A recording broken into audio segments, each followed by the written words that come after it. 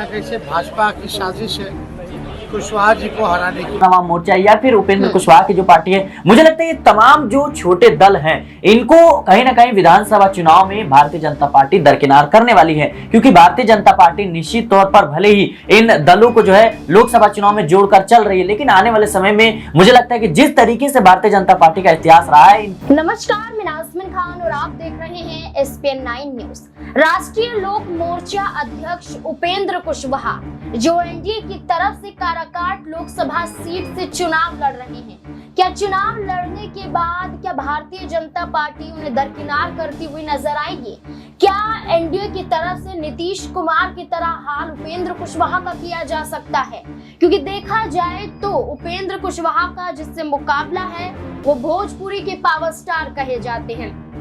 भोजपुरी के power star Pawan Singh से मुकाबला यहाँ पर उपेंद्र कुशवाहा का देखने को मिल रहा है। उपेंद्र कुशवाहा पवन सिंह के मुकाबले चुनाव लड़ते हुए नजर आएंगे, लेकिन हाल ही में भारतीय जनता पार्टी ने एक बड़ा एक्शन लेती हुई पवन सिंह के खिलाफ नजर आई है। वो एक्शन था पार्टी से निष्कासित करने का, वो एक्शन था दल बदल कानून के तहत पार्टी से बाहर का रास्ता दिखाने का। दरअसल आपको बता दें कि पवन सिंह भारतीय जनता पार्टी का एक बड़ा हिस्सा है, भारतीय जनता पार्टी के सदस्य हैं, लेकिन हाल ही में देखने को मिला कि उन्होंने काराकाट सीट से चुनाव लड़ने के लिए निर्दलीय मैदान में उतरने का इरादा बना लिया। पहले भारतीय जनता पार्टी की तरफ से पश्चिम बंगाल की आसनसोल टिकट दी गई, लेकिन पवन सिंह ने पश्चिम बंगाल की आसनसोल टिकट से चुनाव लड़ने से इनकार कर दिया। उस सीट से चुनाव लड़ने से साफ तौर पर इनकार कर दिया। उसके बाद उनकी मांग आरा सीट भी रही, लेकिन आरा सीट भी नहीं मिली तो काराकाट सीट से निर्दलीय चुनावी मैदान में उतर गए, लेकिन भारतीय जनता पार्टी का साथ नहीं छोड़ा। अब भारतीय जनता पार्टी ने एक्शन लिया है कि वो पार्टी की गतिविधियों से अलग जा रहे थे, पार्टी की नीतियों का पालन नहीं कर रहे थे। यहाँ पर अनुशासनहीनता के खिलाफ वो नजर आए हैं। अनुशासन के साथ यहाँ पर पवन सिंह नहीं देखे गए हैं और यहाँ पर अनुशासनहीनता देखने को मिली है, जिसके चलते भारतीय जनता पार्टी के तहत पवन सिंह को पार्टी से निष्कासित कर दिया। लेकिन जैसे ही पवन सिंह को निष्कासित किया गया, वैसे ही बिहार में नेता प्रतिपक्ष के रूप में और आरजेडी के नेता तेजस्वी यादव ने खुलकर उपेंद्र कुशवाहा पर निशाना साधा। क्या कुछ कहते हुए नजर आ रहे हैं, देखिए जरा। पवन सिंह को बीजेपी से निष्कासित कर दिया गया। ये हमारा मुद्दा थोड़ी, इससे हमको क्या लेना? तो भाजपा का मैटर है, उनका मैटर हो जाए। कहा जा रहा पार्टी विरोधी गतिविधि कर रहे थे, अब इस पे क्या टिप्पणी कर सकते? अच्छा ये प्रशांत किशोर सब तो हमको तो जो लग रहा है कि भाई कहीं ना कैसे भाजपा की साजिश है कुशवाहा जी को हराने की। हो सकता है इस वजह से भाजपा दिखावटी कार्रवाई कर रही है, लेकिन अंदर ही अंदर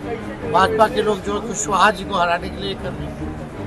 तेजस्वी यादव ने यहाँ पर दावा किया कि भारतीय जनता पार्टी ने उस वक्त तो पवन सिंह पर एक्शन नहीं लिया, लेकिन इस वक्त पवन सिंह पर एक्शन लेने का मतलब है कि अंदर खाने वो पवन सिंह का साथ दे रहे हैं और वहीं उपेंद्र कुशवाहा के खिलाफ उतरते हुए नजर आ रहे हैं। लेकिन क्या इस बात में कोई दम नजर आता है? इससे जुड़े हुए तमाम सवाल बनते। मेरे सहयोगी सिराज मेरे साथ मौजूद है। सिराज, पवन सिंह निर्दलीय चुनाव लड़ रहे हैं काराकाट से उपेंद्र कुशवाहा के खिलाफ। उपेंद्र कुशवाहा कहते हैं कि पावर स्टार की कुछ नहीं चल पाएगी और इस सीट पर जीत निश्चित रूप से उनकी होती हुई दिखाई देगी। लेकिन भारतीय जनता पार्टी ने जो अभी एक्शन लिया है और जिस पर तेजस्वी यादव बोलते हुए नजर आ रहे हैं कि वो उपेंद्र कुशवाहा के खिलाफ उतरते हुए दिखाई दे रहे हैं, क्या वाकई इसमें कोई सच्चाई नजर आती है? जी देखिए, मुझे लगता है पहली बात आपने जिस तरीके से जिक्र किया कि उपेंद्र कुशवाहा अपनी जीत का दावा करते हुए नजर आ रहे हैं, मुझे लगता है आप पंचायत चुनाव से लेकर के लोकसभा चुनाव तक देखें तो कोई भी प्रत्याशी जो है वो अपनी जीत के ही दावे करता है और सबको यही लगता है कि हमारी जीत होगी, लेकिन अंत में तय जनता को करना होता है। और जिस तरीके से आपने जिक्र किया पवन सिंह का,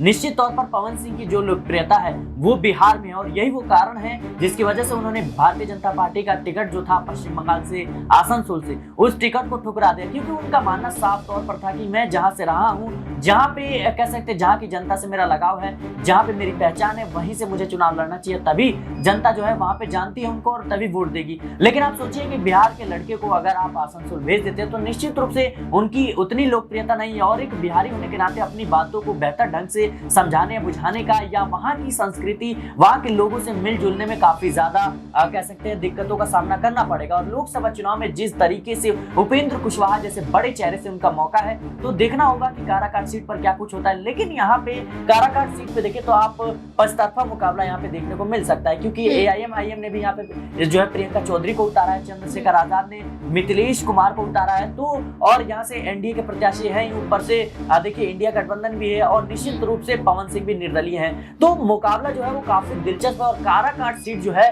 वो मुझे लगता है सिवान और पूर्णिया के बाद काराकाट जो सीट है इसकी चर्चा पूरे देश की राजनीति में जोरों शोरों से हो रही है, क्योंकि यहाँ पे एक तरफ एनडीए का सबसे बड़ा चेहरा चुनावी दांव पर है, वहीं दूसरी तरफ जो है अपनी जो एक राजनीतिक कदम है, पवन सिंह काराकाट सीट से शुरुआत की उन्होंने और वहां से राजनीतिक कदम रखा है। तो निश्चित रूप से देखिए कि पवन सिंह भले ही अपने एक्टिंग या अपने गानों के जरिए जिस तरीके से बिहार की युवाओं के बीच उनकी लोकप्रियता बढ़ने को मिली है, निश्चित रूप से अब देखना होगा कि क्या जनता उस मनोरंजन की स्थिति से लाकर अब राजनीति में उनको देखने का प्रयास करेगी, क्या राजनीतिक रूप से उन्हें अपना नेता स्वीकार करेगी, ये देखना काफी दिलचस्प होगा। क्योंकि देखिए फिल्मी दुनिया एक काफी अलग चीज होती है और राजनीति काफी अलग होता है, तो निश्चित रूप से अब देखना होगा कि आने वाले समय में क्या कुछ जो है काराकाट सीट पर देखने को मिलता है। लेकिन मुझे लगता है कि काराकाट सीट पर जिस ढंग से AIM ने भी या चंद्रशेखर आजाद ने या फिर इंडिया और एनडीए गठबंधन में जो दाव खेला है, मुझे लगता है कि मुकाबला दिलचस्प होने वाला है और देखना दिलचस्प होगा कि इस मोदी लहर के बीच में क्या उपेंद्र कुशवाहा को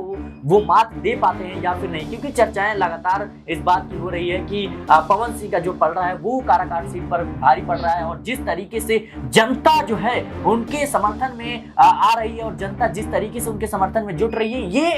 कहीं ना कहीं खतरे की घंटी है पवन सिंह के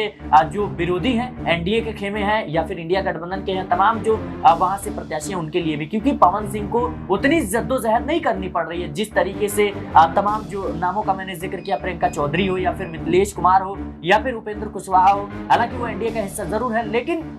मुझे लगता है कि फिल्मी दुनिया का लाभ जो है वो पवन सिंह को राजनीति में देखने को मिल सकता है। देखिए बिल्कुल, क्योंकि उनके जो फैंस हैं वो कहीं ना कहीं काराकाट पे पवन सिंह का समर्थन करते हुए नजर आ रहे हैं। वहीं खेसारी लाल की बात करें, वो खुद सहयोग देने के लिए पवन सिंह के लिए तैयार हैं। पवन सिंह के लिए उनकी मां से लेकर उनकी पत्नी तक चुनाव प्रचार प्रसार करती हुई नजर आ रही है, इसलिए दबदबा यहाँ काराकाट सीट पर पवन सिंह का मिल रहा है। लेकिन यहाँ पर सिराज ये सवाल रहेगा कि उपेंद्र कुशवाहा का क्या होगा, क्योंकि उपेंद्र कुशवाहा की बात करें तो वो पहले जेडीयू पार्टी का एक बड़ा हिस्सा थे, लेकिन वो भी कई बार जेडीयू पार्टी का हिस्सा रहे और अलग हटे। आखिर में उन्होंने अपनी पार्टी का गठन किया और अपनी पार्टी बनाने के साथ एनडीए के साथ जुड़ गए। लेकिन देखा जाए तो वो खुद सीटों की मांग करते हुए नजर आ रहे थे, 2 से 3 सीटों की मांग थी उपेंद्र कुशवाहा की, लेकिन यहाँ पर सिर्फ मात्र 1 सीट मिलती है जिस पर वो खुद ही चुनाव लड़ते हुए नजर आ रहे हैं। लेकिन किस आधार पर वो जीत दर्ज कर पाएंगे? काराकाट सीट की जातीय समीकरण की बात करें, क्या वो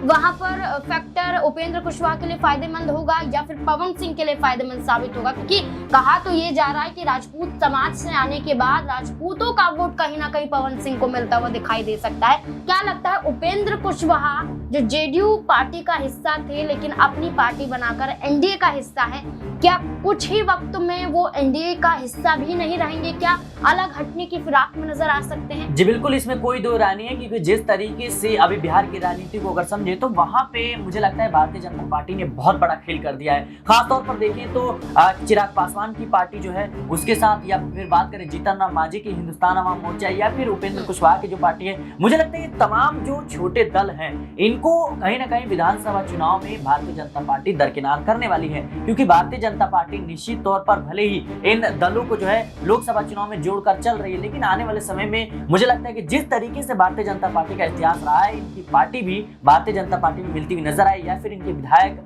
या फिर जो इनके सांसद है, जो कार्यकर्ता समर्थक हैं, ये कहीं ना कहीं भारतीय जनता पार्टी के साथ जुड़ सकते हैं और निश्चित रूप से इसका नतीजा जो है मुझे लगता है इन दलों को भुगतना पड़ सकता है। और देखिए कि आपको कई मौकों पर ऐसा देखा गया कि नीतीश कुमार एक वक्त था जब ये पीएम की दावेदारी जो है ठोक रहे थे और निश्चित रूप से प्रधानमंत्री नरेंद्र नरेंद्र मोदी को खुली चुनौती दे रहे थे। लेकिन अब देखिए कि वक्त ऐसा आ गया कि उनको कमल का जो चुनाव चिन्ह है उनको लेकर के घूमना पड़ रहा है और जो है मोदी नाम का जो है जपना पड़ रहा है। तो निश्चित रूप से ये एक संकेत है इन दलों के लिए और खतरे की घंटी है। लेकिन आने वाले समय में भारतीय जनता पार्टी इन दलों को, इन नेताओं को किस तरीके से इस्तेमाल करती है यह भी देखना दिलचस्प होगा, क्योंकि नीतीश कुमार की क्या आज हैसियत है, यानी क्या उनका सियासी रसूख है, ये हम सबने देखा। इंडिया गठबंधन में थे, उन्होंने इंडिया गठबंधन की नींव रखी, लेकिन आज उस इंडिया गठबंधन को तोड़कर चले गए और नतीजा देखिए कि आपको जो है अब भले वो